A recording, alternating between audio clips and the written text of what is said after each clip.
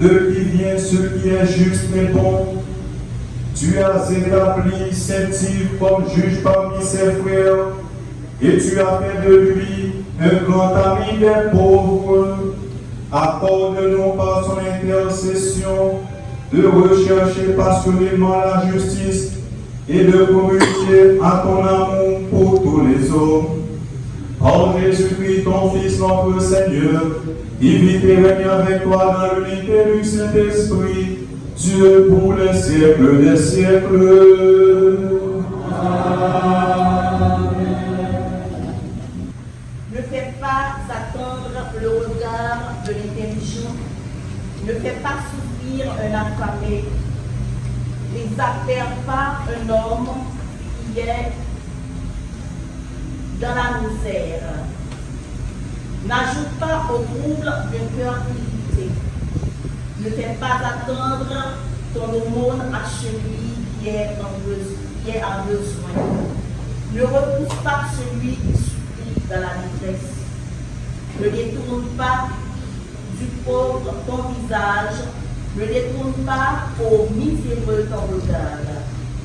Ne donne pas à un homme l'occasion de te maudire.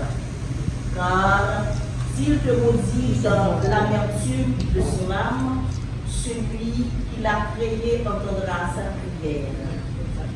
Rends-toi aimable à toute l'assemblée et baisse la tête devant celui qui commande. Penche l'oreille vers le pauvre et réponds avec douceur à son salut de paix. Délivre l'opprimé du pouvoir de l'oppresseur et ne sois pas timide quand tu rends la justice. Sois comme un père pour les orphelins et pour leur mère, sois comme le mari. Alors, tu seras comme un fils du Très-Haut. Il t'aimera plus que ta propre mère. Parole du Seigneur.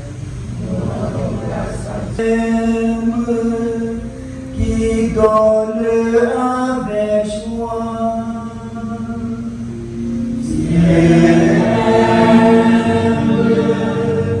Qui donne avec joie. Heureux qui craint le Seigneur, qui aime entièrement sa volonté. Sa lignée sera puissante sur la terre. La race des justes est bénie.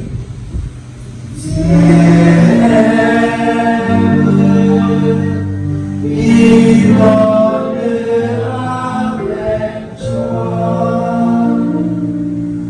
L'homme de bien a pitié, il parle avec joie. Il ne craint pas l'annonce de malheur. Le cœur ferme, il s'appuie sur le Seigneur. Son cœur est confiant, il ne craint pas. Il verra ce que valaient ses oppresseurs.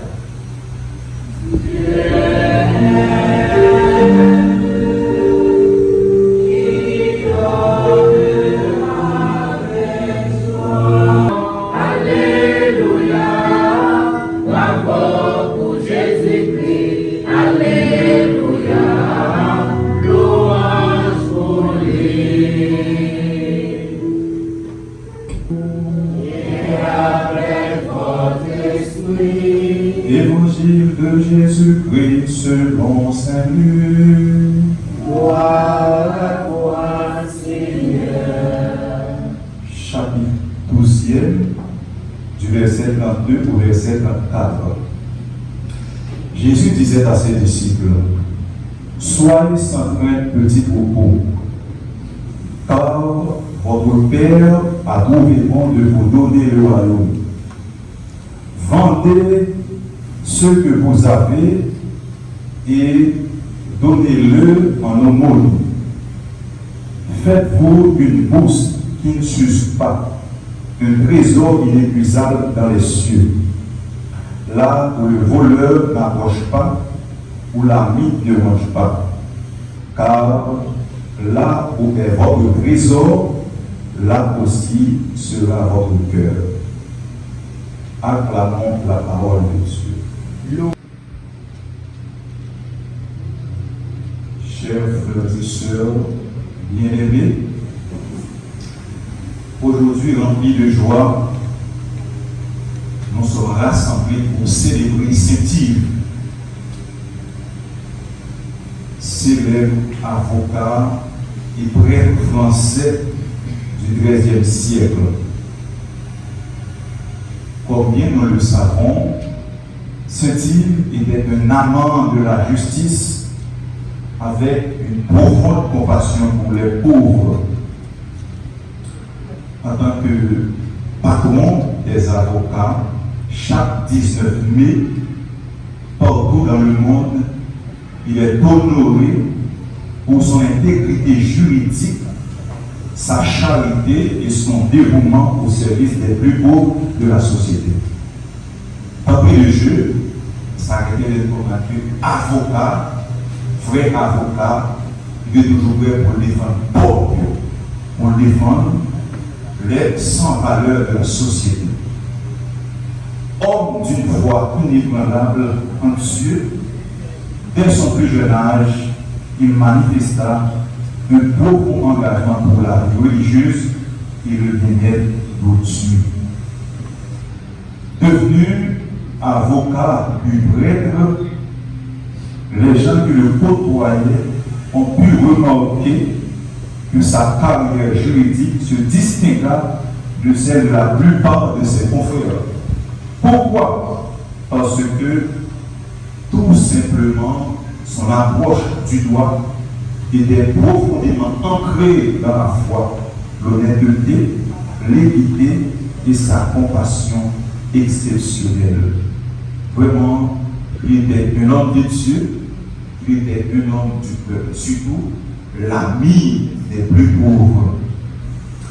En tant que défenseur des pauvres, il offrait gratuitement conseils et assistance juridique à ceux qui n'avaient pas les moyens de se payer un avocat. Il avait un penchant spécial pour les orphelins, les veuves et les opprimés. Homme très charitable et miséricordieux, il a offert une très bonne partie de sa fortune aux pauvres et rendait souvent visite aux personnes dans le besoin, leur apportant non seulement un soutien matériel, mais aussi un engagement spirituel. Parce qu'il était un homme juste, des gens venaient de partout solliciter ses conseils. Donc, on a remarqué dans la société de moi, l'homme, c'est bon monde, l'homme qui rien dans le cœur, l'homme pas fait ça qui bouger, tout le monde toujours en vérité pour côté de ça, tout le monde toujours envie de parler à ça. Mais c'est ça, plus si on est dans ce type, il y a un monde sérieux, un bon avocat, en pile, pas seulement pour aider dans le côté de l'avocat, non, mais on se dit tout côté dans le monde pour demander ce type conseil. En tant qu'avocat, tu as demandé d'être qui est qui est aussi mon sérieux tout, qui bouge pour côté de nous pour demander le conseil. Nous avons l'impression que chaque avocat a dû poser tête. Saint-Yves, c'était un monde qui est humble. Son humilité et la pureté de ses intentions firent de lui une figure très aimée. Il était révélé pour janvier. Et nous-mêmes, qui avocats, mon dans un macagne, qui j'en ai il y aurait nous, quoi que ce soit, ou bien, il n'y a pas rien. Ce type travaille sans relâche, consacrant souvent de longues heures à la prière et à la méditation, tout en servant sa communauté par son travail d'avocat et de prêtre. Certainement, c'est à nous tous qui chrétiens, certainement c'est à nous tous qu'on a prié. Mais, moi qui monte tout bon, même s'il n'est pas quoi dans mon suite, il y a toujours un petit temps de méditation pour le garder dans la vie. Par exemple, moi c'est avocat. Est-ce que vraiment exercer le droit quand de exercer? Est-ce que dans le domaine pour la justice, est-ce que vraiment nous sentir bien défendre le client. Est-ce que vous sentez que ça m'a fait? C'est pas l'argent qui est intéressé d'abord, m'a agité. Tout frère avocat de poser technique et ça de temps en temps. Pour ça? Parce que si là, on dit que ce n'est pas comme moi, mais c'est un monde qui est juste. Il y a un monde qui est pour défendre ça qui est bon, qui est pour défendre ça qui doit. Tout ça, nous dit là-haut, c'est pour dire que mission avocat, c'est servir la justice, c'est faire écarter la vérité, c'est faire appliquer le droit. C'est précisément ce dont nous avons besoin aujourd'hui pour que les avocats recouvrent leur honneur et que les pratiques immorales ou illicites utilisées pour gagner des procès soient condamnées socialement. On dit toujours que les mains de l'avocat sont toujours dans la porte de quelqu'un. Donc, puisque dans le monde, les mots avocats, c'est la marque des femmes. C'est ça qui m'a parlé. Mais nous-mêmes, le travail, pour montrer que ça aussi, c'est pas fait. Avocat, même pour chercher, retirer l'avocat pour aider mon nom et jouer la justice. Et c'est pour ça, puisque pardon, on se dit, c'est pour ça, il dépend pour nous. Avocat, pour servir la société et collaborer avec l'administration de la justice.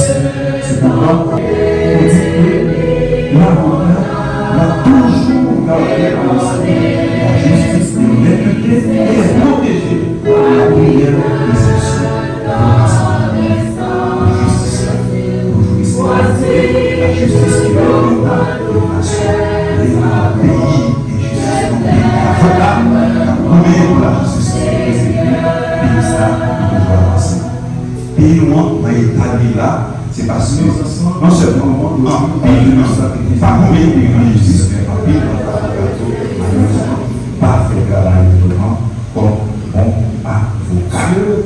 bon avocat. C'est pas un client qui le laisse.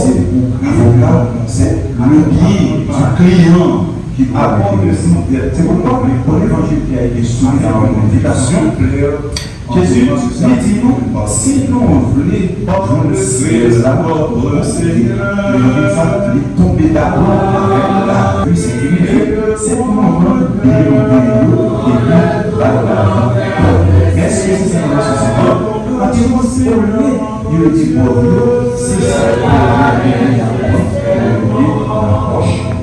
donc, ça, Jésus il est juste et c'est une façon d'apporter notre salut que l'un exerce une organisation de place pour les faire placement, parce qu'il y a de placement. Dieu est vraiment puissant par le sens de chaque fois c'est pratiquer la justice. Sur cesse de placement, l'Église a assuré ses placements pour se faire continuer en nouvelle. Par la foi admirable et moyens bien Jésus, nous présentons en eux des signes très sûrs de ton amour. Et pour que s'accomplissent les mystères du salut, le rayonnement de leur exemple nous stimule et leur intercession fervente nous assure de l'avenir. C'est pourquoi, avec les anges et tous les saints, nous te louons Seigneur et nous exultons de joie en proclamant.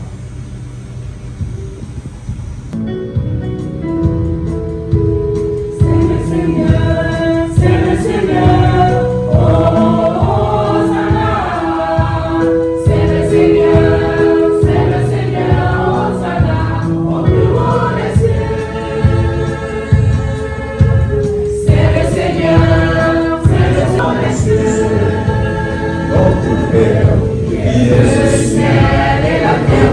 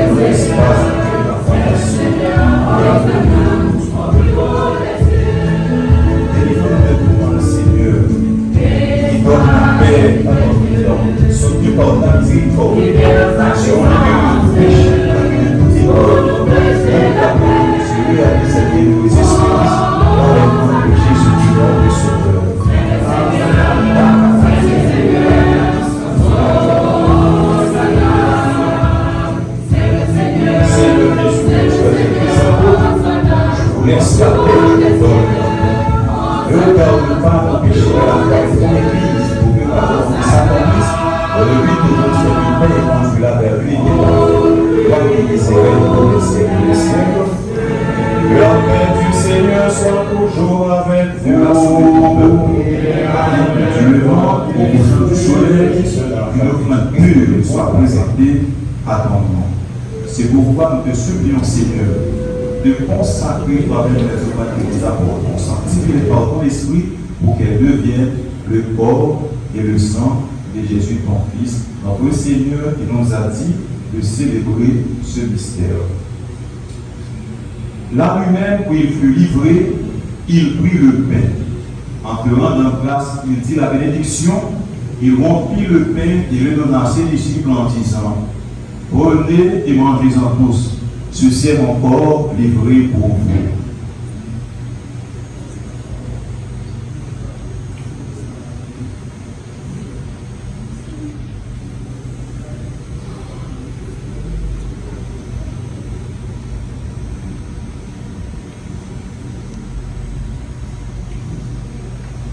De même, après le repas, il prit la coupe, en te rendant grâce, il dit la bénédiction, et donna la coupe à ses disciples en disant: prenez et buvez-en tous, car ceci est la coupe de mon sang, le sang de l'alliance nouvelle et éternelle, qui sera versé pour vous et pour la multitude en rémission des péchés. Vous ferez cela en mémoire de nous. Du corps des brigades d'intervention autorisée, comme le saint patron des avocats et des professionnels du droit et de la justice. De nos jours, cette tradition s'inscrit dans une vision plus large, celle d'harmoniser les rapports entre les différents acteurs du système judiciaire dans une juridiction donnée pour un meilleur service aux justiciables. Je dois vous dire que dans le temps, la célébration se résumait en une sorte de vélétariat au cours duquel les acteurs se succédaient au lutrin pour prononcer de beaux discours avec des termes les uns plus raffinés que les autres, en proposant des perspectives, voire des alternatives, comme pour témoigner d'une certaine volonté, sinon d'une volonté certaine de faire bouger les lignes que la majorité des justiciables ne comprendraient sûrement pas. Pour nous mettre face à notre responsabilité afin que nous puissions enfin décider d'agir dans le sens du bien commun en vue d'un sauvetage national. Comme vous l'aurez remarqué, dans mes propos, la notion de responsabilité est récurrente, car je suis de ceux-là qui croient que plus on frappe sur la tête d'un clou, mieux ça vaut. Ce qui fait que je suis disposé à faire un usage abusif de cette notion, afin qu'elle cesse d'être un peu pieux ou un peu fort dans notre réalité de tous les jours. Ainsi, loin de vouloir discourir sur la vie et les bonnes œuvres de notre confrère et Yves et Laurie de Martin, dit Saint-Yves, je voudrais profiter de cette tribune pour rappeler les uns et les autres à suivre son parcours exemplaire, consistant la plupart du temps à défendre les démunis, les veuves et les orphelins, mais aussi et surtout à concilier droit et raison, à prôner la paix en lieu et place d'une procédure dispendieuse à même de morceler le tissu social. Au-delà d'une simple fonction sacerdotale exercée avec désintéressement par Saint-Yves, c'est toute la dimension holistique d'une éthique de responsabilité qui était mise en avant bien avant Hans Jonas. S'il faut le rappeler, Hans Jonas, c'est celui qui nous a parlé du XXe siècle, qui nous exhorte à faire un usage responsable des pouvoirs techniques qui sont à notre portée aujourd'hui. Car selon lui, et il a raison de le dire, nous avons une responsabilité morale envers les générations futures, en ce sens que nous devons faire attention à ce que nos actions présentes n'aient pas de conséquences néfastes ou d'effets compromettants sur leur existence. Je dois vous dire sincèrement que depuis un certain temps, cette philosophie détermine la base de mes actions sur le plan professionnel. Car elle me porte à me demander à chaque fois que je dois poser un acte dans le cadre de l'exercice de ma profession, elle me porte à me poser cette question. Est-ce que ce que je veux faire, l'acte que je vais poser va contribuer à renforcer l'état de droit, à renforcer la justice et à me permettre de laisser un pays où il fait pour vivre aux mêmes progénitures? Je vous exhorte donc à faire de même, chère assistance. Je vous exhorte à chaque fois que vous serez dans l'obligation de poser un acte dans l'exercice de vos fonctions respectives, à réfléchir d'abord à deux fois, puis à vous demander, est-ce qu'effectivement c'est cela que vous voulez pour ce pays? Et c'est fondamental. Ainsi, en agissant en connaissance de cause, vous saurez que vous avez à un moment ou à un autre contribué à laisser cette entité chaotique ou ce paradis à vos enfants selon que vous ayez bien ou mal agi. Donc, la situation générale du pays doit nous interpeller tous. Mais s'il est nécessaire de vous rappeler à chaque fois vos devoirs et vos obligations, il n'est pas superflu d'attirer aussi votre attention sur la nécessité de travailler à l'effectivité du respect de vos droits, parmi lesquels droits se trouve tout au sommet le droit à la vie et à la sécurité. Je vous dis ceci parce que nous ne pouvons pas nous empêcher de constater depuis un certain temps une sorte de banalisation pour le moins écœurante, voire avilissante de la vie dans ce pays. Nous comptons nos morts par milliers. Nous comptons nos déplacés par dizaines de milliers. Pourtant, on a comme l'impression que cela ne dérange personne. Au point où on est à se demander si on a aussi perdu la capacité de nous révolter en présence de l'intolérable. Donc, attendons que le pays dans son entièreté soit inondé du sang de ces milliers d'innocents pour qu'enfin soit venu le moment pour ceux de nos dirigeants de se faire entendre, d'agir et de donner des résultats. On est là, on a conscience des dégâts, mais on préfère se taire parce qu'on a peur. On a peur de rien, peur de ne pas être entendu ou peur d'être entendu par les mauvaises personnes. Ainsi, on attend sagement. On attend passivement que ça se passe, jusqu'à ce que ça soit notre tour et qu'il soit trop tard et qu'on ne trouve personne pour courir à notre secours. Et c'est triste.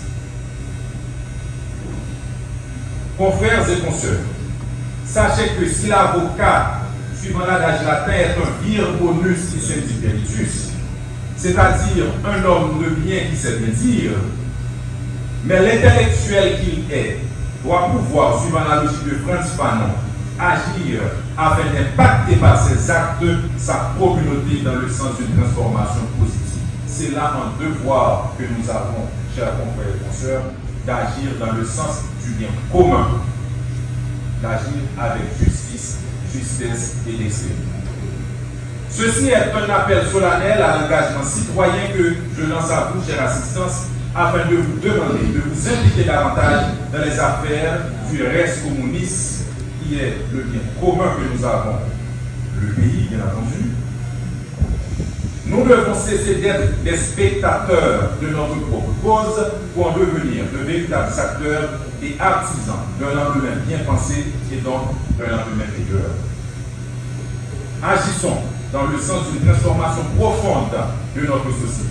Impliquons-nous davantage aux côtés des simples d'esprit afin de les aider à faire de meilleurs choix, des choix responsables pour le bien des générations futures.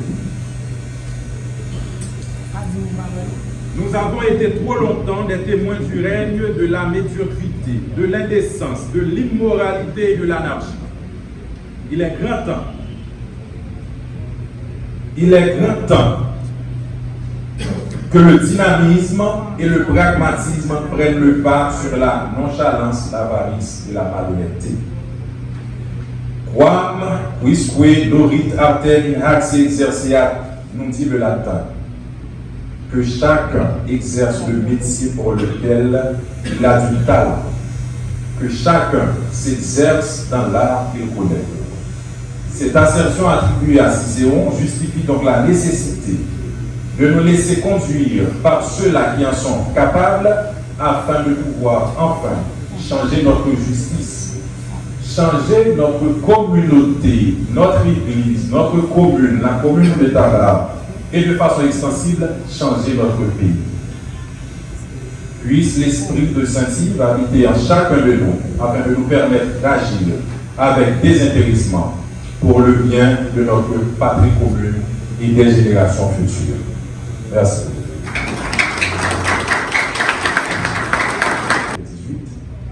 Donc, je vais appeler au lutrin l'honorable président de la Fédération de Baoda ici pour vous saluer. Il s'agit de Maître Ronel Telsi, l'ancien bâtonnier du Cap haïtien et actuel président de la Fédération de Baoda ici.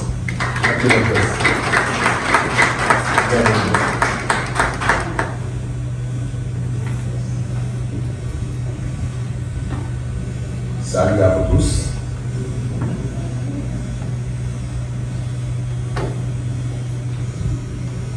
Père Sylvain, Monsieur le patron de pilote de la boîte de guerre, Monsieur le commissaire du gouvernement, le doyen, les honorables juges, les greffiers huissiers, le commissaire de police, les autorités civiles, militaires, religieuses, mesdames et messieurs, une fois de plus, nous sommes réunis ce matin pour commémorer ce grand jour, marquant la grande fête des professionnels de la justice à travers le monde. Ce jour qui imprègne un idéal de justice et un idéal social à la fois, ou en un mot, est fils d'un seigneur breton. Il étudia à Paris ainsi qu'à Orléans, où il fut licencié à la fois en droit canonique et en droit civil. D'abord prêt à lever par sa foi, qui le pousse à prendre juridiquement la défense des personnes trop vulnérables pour pouvoir recourir au service des auxiliaires ordinaires de la justice, il décida de devenir magistrat. Et peu de temps après, il se transforma en avocat plaidant gracieusement devant de modestes tribunaux et en prenant que pour les causes qu'il considère justes. De là, il cumula triple fonction, celle de prêtre, celle de magistrat et d'avocat. Cet idéal pratiqué par Saint-Yves a laissé un exemple à travers cette maxime latine: advocatus sed non latro res miranda populo, qui se traduit par l'avocat non laon, chose digne de l'administration du peuple.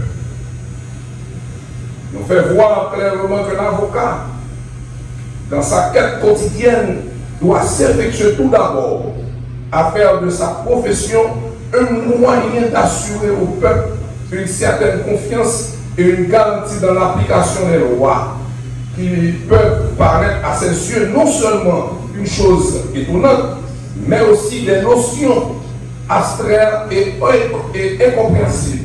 À travers l'idéal de Saint-Yves, la justice doit être une garantie pour les plus faibles, les plus démunis, pour aboutir à une justice plus sociale et plus équitable. N'avons-nous pas chaque jour inséré dans nos constitutions les plus libérales des chapitres ou des sections garantissant le droit de la vie, à la santé, à l'éducation, au logement, au respect de la personne humaine?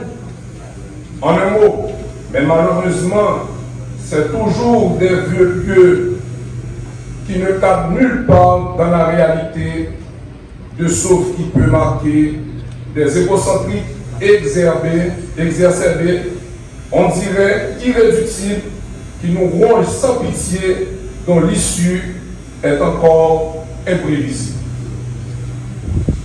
Si on veut vraiment s'inspirer de l'idéal de Saint-Yves, il faut cesser de nous violer à la face.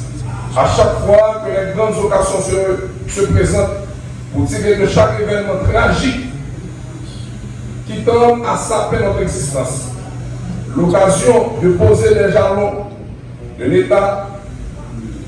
l'État-nation qui a déjà forgé sa destinée aux yeux du monde entier. Mais des individualités monstrueuses nous aveuglent, nous empêchent de voir que notre seul statut réside dans l'union fait la force. Aujourd'hui, les individualités monstrueuses qui gangrènent notre société empêchent à tout point de vue de s'aligner sur l'idéal de Saint-Yves ou aboutir à plus de justice, voire à plus de justice sociale.